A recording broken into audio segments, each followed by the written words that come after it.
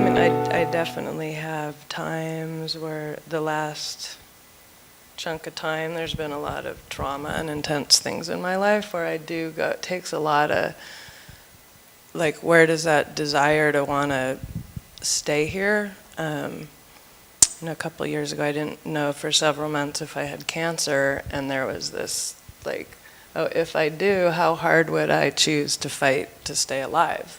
Like, I didn't know. Yeah. And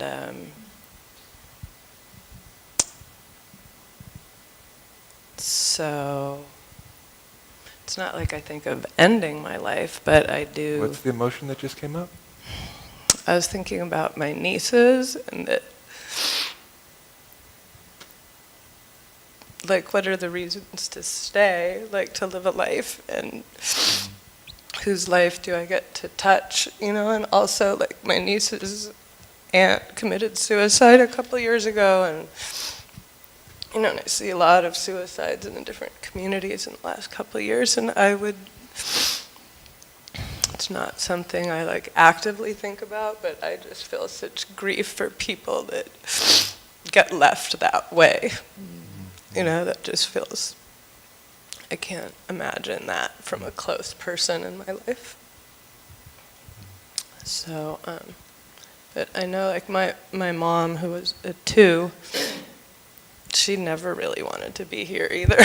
And came up for her a lot, like, how hard life was. And then when she got cancer, she was really surprised how much she wanted to live, you know? And so I watched her, like, on that journey of, like, learning what is the beauty in life.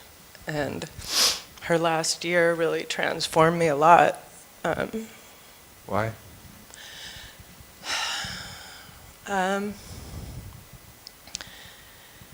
Just seeing this simple, like, for someone who was so focused on career and achieving and wanting to be special. Didn't she write the Enneagram She wrote the book? Enneagram Made Easy. Yeah.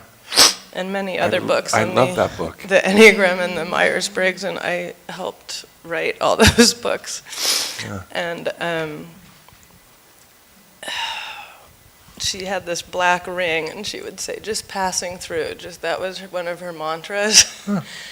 And Pema Chodron's Be Nobody Special, you know, for a 2, that was a big. And her last year, it was so simple, like, to just go out and be in the garden, or to walk the dog, or to do a puzzle. And to just enjoy life. Like, it didn't need to be, you know, like, I think as a 4, there's this fantasy life that's so amazing or so special or so, and to live an ordinary life, like, to be nobody special, and to just the mundaneness and the dailiness of life, to find the beauty in that is, that's what I get to long for now, which is a different longing. Yeah. So when I have those moments just at the beach or in my garden, I just feel such gratitude that I'd rather be longing for that than the other, because it feels attainable. Yeah. You know, and I've witnessed it.